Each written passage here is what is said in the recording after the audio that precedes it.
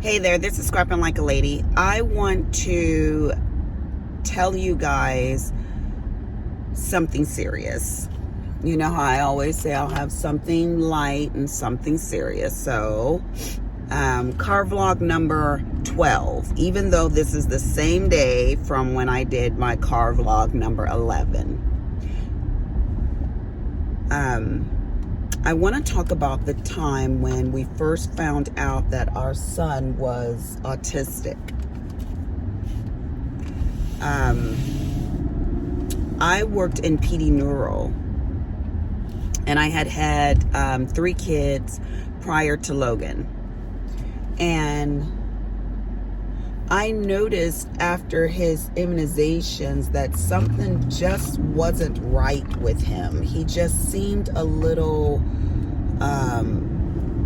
heavily agitated, and just everything irritated him. And he had a fever for a very, very long time, like many days. I don't even remember. I went back and forth with the doctor, and I was doing the Tylenol, ibuprofen regimen back and forth and everything like that. And I'm a nurse, PD nurse. I know how to bring a baby's temperature down, but honey, it was not coming down. That temperature stayed very, very high.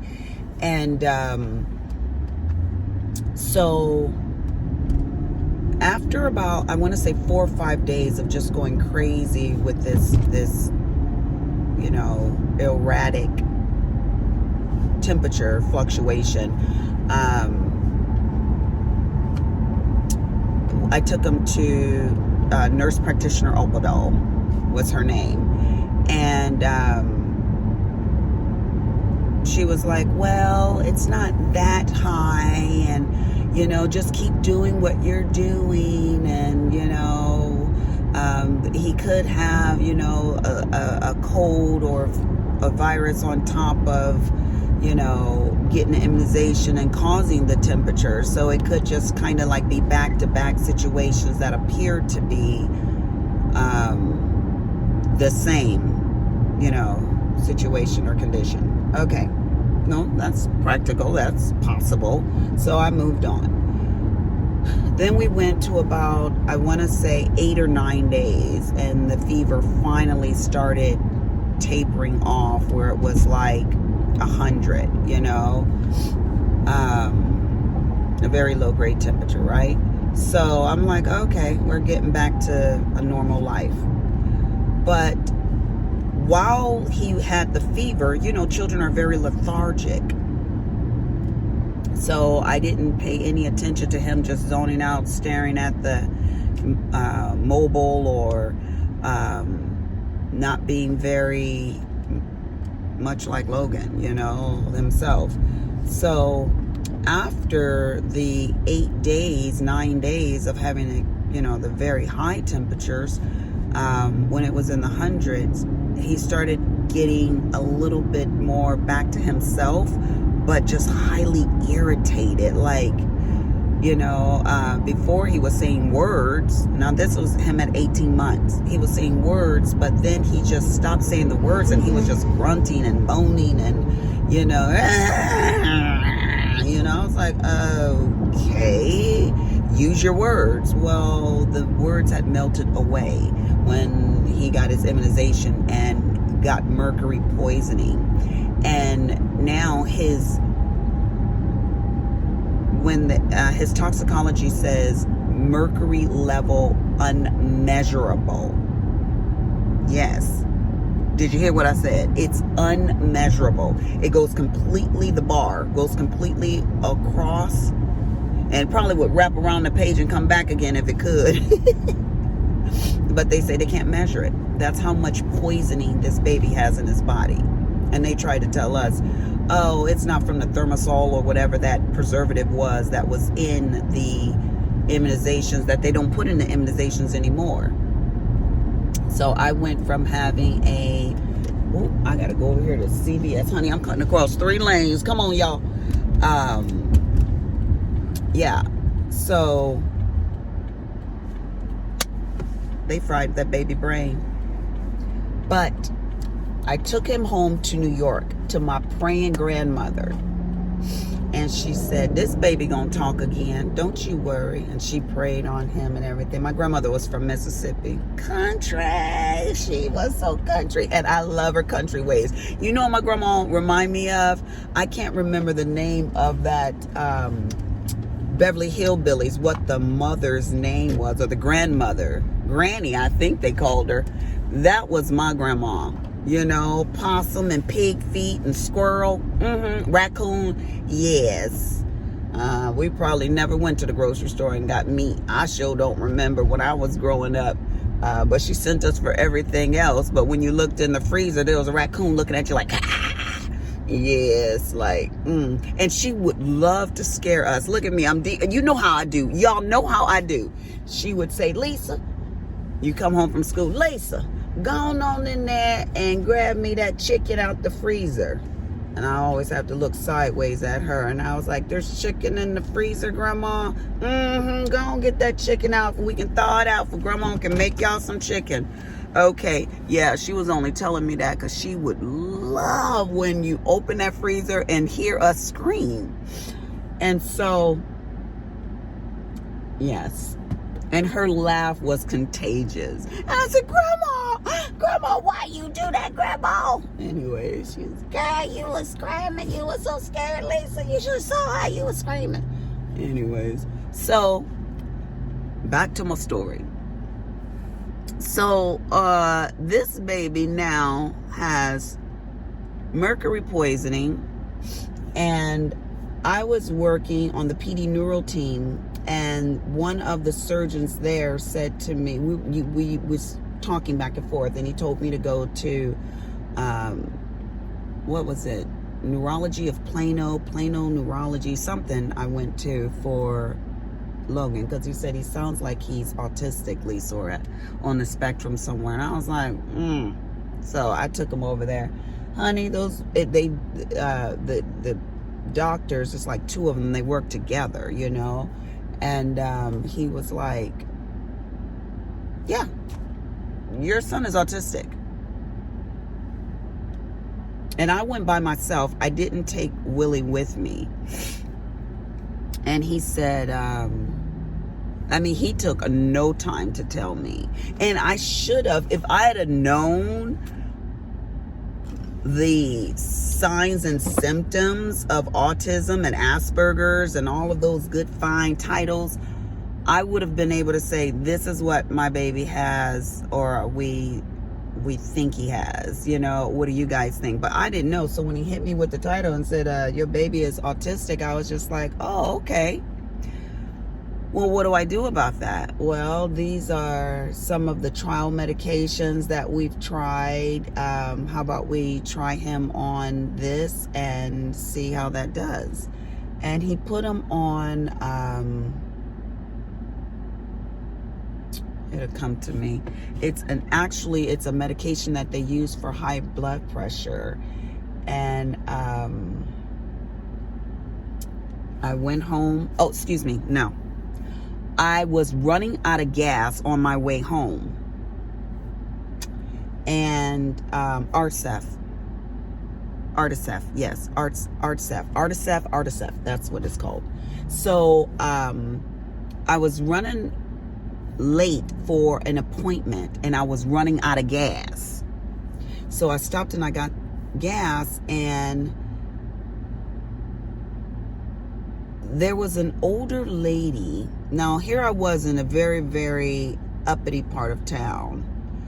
And the lady was getting gas, and there were these teenagers that pulled up, and they were playing their music very, very loud. And she said, such classy people, aren't they? I looked over and I'm thinking to myself, you're the one that doesn't have any class, okay? Don't think that just because people play their music loud that they don't have class, you know? Some people, like myself, prefer to play our music loud. It's a preference. We are not robots. We don't have to do what everybody else is doing. So I'm looking at her and her little uppity self, hello, talk about these people not having class, and it took For some reason, I think I got agitated because I had my appointment to go to and I'm running late. I got to get gas and I hate, y'all know, I hate getting gas. I hate it. So, and then I've got to deal with Miss It over here too. I was like, I said, I think those people are very, very fine people. They want to hear their music loud. They should be able to hear their music loud. What is your deal today? Honey, that lady looked at me because I think she thought I was going to come in agreement with her and be like, yes, colossus. No, you're the one with the problem because they seem to be doing fine. They over there laughing and enjoying life. Oh, anyway, so I laughed the whole way while I was driving to my next appointment, just thinking about the look and the countenance that had changed in her eyes. I love shock and awe. So when I got to my appointment, I was a little frazzled. I got this baby on my hip that's stimming, you know, and then I've got I'm running late thinking she's gonna cancel me and all of this stuff, and dealing with that other background noise of that other lady and the doctors and what does this really mean, you know. And he gave me all this paperwork and we got to do, you know, this medication, and I don't believe in putting my babies on medicine. And so long story short, I get to my appointment and my doctor says, are you okay? And I told her, well, this happened and this happened and then this and this and this and girl and this and this and this and this and this. And I was just painting all the picture for her about everything that happened. Oh, that baby done hurt her leg. Oh, Jesus. And so she said, wow, you need to go on some medication. I said, I do? She said, yes, you have too many stressors in your life. I do? That's what that lady told me. She said, look at this eye. Look at how my eye is sinking, y'all. Look at this. Don't look at it. So she said, I'm going to write you a prescription. I'm going to give you some Zoloft. Okay? Girl, I don't take medicine. But the doctor said, something wrong. And she's a professional. She's licensed to tell me or to even know when things ain't right up here. So I was like, Willie, the doctor said, I got too much stress in my life. So I need to take this medication. And he was like, oh, I always knew you was cray cray. I was like, whatever, brother. I took that medicine had me like just drooling. I don't take medicine, y'all. I tried to take it again. Same thing happened. I tried to take it again. I called the doctor and I told the doctor, and she said, well, it's just going to take a while to get in your system, and give it a chance. I took that medicine for 2 weeks, and let me tell you, for 2 weeks, I can't tell you what happened in my life. She made me lose 2 weeks. I ought to cut her.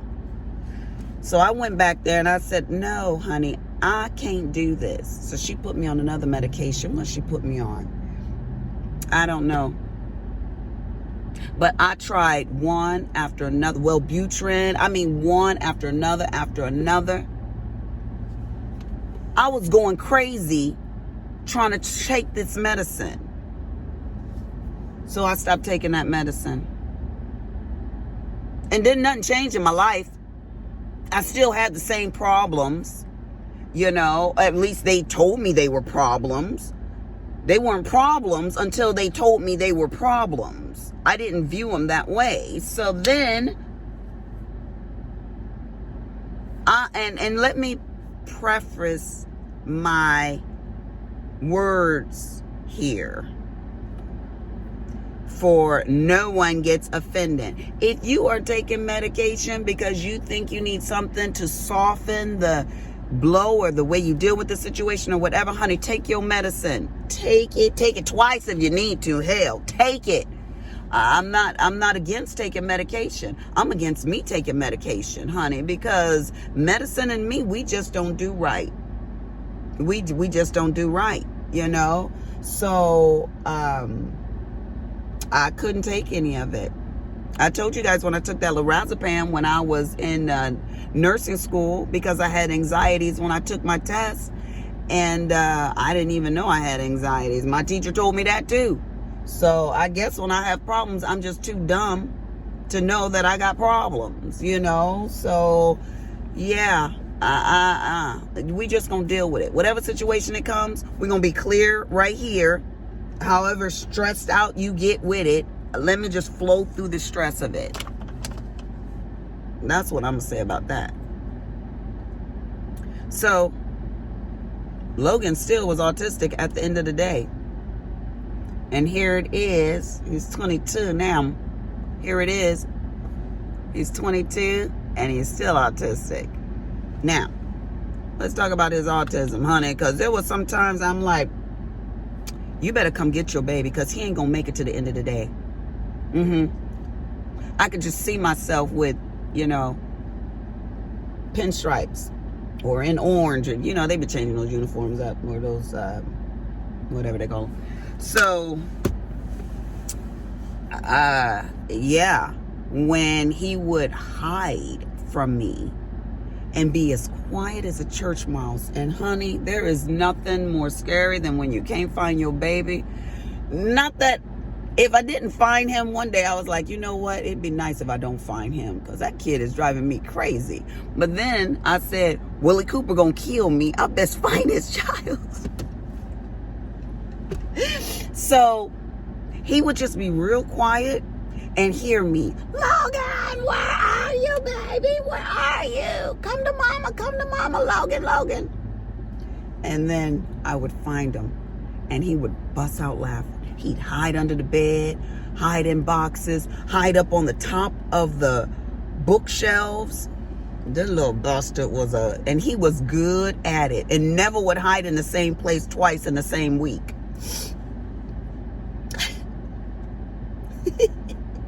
So I said, you know what? You know those little, you see the mothers, they put those little dog leashes, that's what I call them, on their kids when they out in public because their little bastards so bad they can't keep track of them.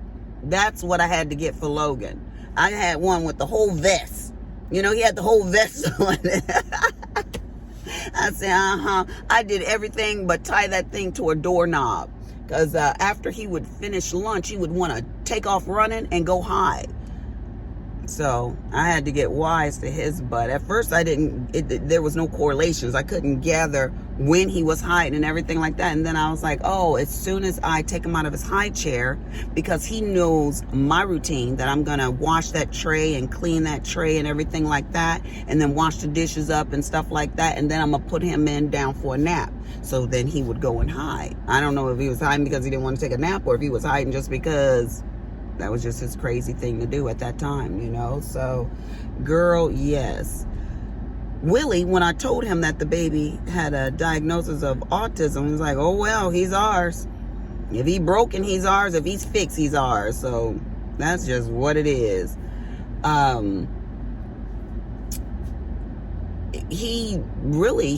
It didn't affect him. It didn't affect me. We've just always been like, I had a girlfriend of mine, she said, oh, Lisa, I feel so sorry for you. And I was like, why? And she said, because I wouldn't want a kid that has autism. And I said, that's why God didn't give you one. He gave them to me because he knew I knew how to handle it. So I wasn't offended by it. I was actually encouraged by it. Like, God, you knew I would be able to handle having a kid like Logan. He's so smart.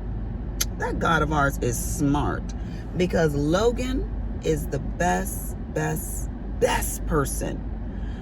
I was watching that 48 Hours, and this lady had an autistic child, and he was driving. He was 32 or 36 years old, and good looking boy, you know, and he would drive himself to Home Depot, Walmart, and one other place. And that was his thing to do in the evening time, you know. So these boys killed him. He drove back home and they followed him. They were like, oh, he's an easy target, and they killed him. But her description of her baby, she was like, everybody, you know, they interviewed several people and they were like, he was the nicest, sweetest person. And that's what I think of Logan. Having Logan is like literally having an angel by your side. Having Logan is like seeing a part of God to me, you know, because he is just so forgiving, you know. And when I go off, I'm like one time I couldn't find him in the store and he wasn't answering his phone and I got scared. So I was like, when I found him, Logan, boy, I was looking everywhere for you. And he looked at me, he was like, oh my God, I've never seen my mom lose it like this, you know. But that day I was just like, where is my baby? And I don't care. I was screaming in the store, Logan, Logan. Yeah, people were looking at me. I don't care. I will make a straight fool of myself. Because y'all know I love my babies. So when I found him, I just overreacted. I was like, yeah! And he was like, whoa! So he was like, I am so sorry, my mother. Mother, I am so sorry. And I was just like, calm yourself down, girl. Calm it down, calm it down. He was looking in my eyes. He like, you okay? You okay? I was like, okay, Logan. Mama just had a moment. She just did, honey. So, no, I've never regretted Logan being autistic. Now, have I wanted to kill him? Girl, yes. Let's not play. Because these little autistic people, they can do some things and you're like, okay, I know you knew better.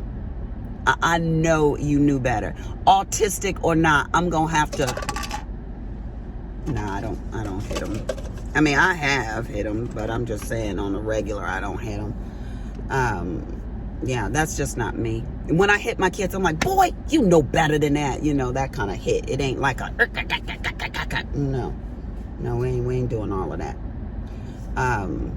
Even my son Richard, you know, I've laid hands on him because he started smelling himself. So I had to lay hands on him. I slapped his face so hard he fell backwards on that couch, honey. Yes, he did. But it takes a lot to make me angry. And the words he was using, girl. Let me tell you this. When I first met my ex-husband, he was, he's a white boy. And I'm sorry, y'all, but these little white kids, they can talk to their parents a little on the crazy side. And I know it sounds prejudiced to say, but it's true from my experience. My ex-husband would curse right in front of his mom, and I would be like, oh my God, stop, you know? And I started telling him, you better quit. That's so disgusting to me. So when my son said something foul, I won't even tell y'all what he said. I just reacted. I just slapped him. And he fell backwards and he grabbed his face. He's like, Mom. I was like, don't say another word. Don't do that, you know? So, yeah. I'm over there again. I'm just telling y'all, I have laid hands on my kids, but not on a regular. I probably have hit my kids like this many times, and that's between all 4 of them. So, yeah. That's that. Now I'm about to go in CVS and go get my medication for my beaties. Oh, and today is Monday. Got to do my injection. All right. This is Scrapping Like a Lady, people. I was just sharing with you guys about my special need baby. He has autism. He has extremely bad allergies. And he has bad asthma. He got the 3 A's, you know. He got the 3 A's. His asthma has been, you know, under control, you know. But do I regret my baby? Absolutely not. No. This life is exciting and colorful with him. And that is from the bottom of my heart. This is Scrapping Like a Lady. Love you guys. Deuces. I'm out.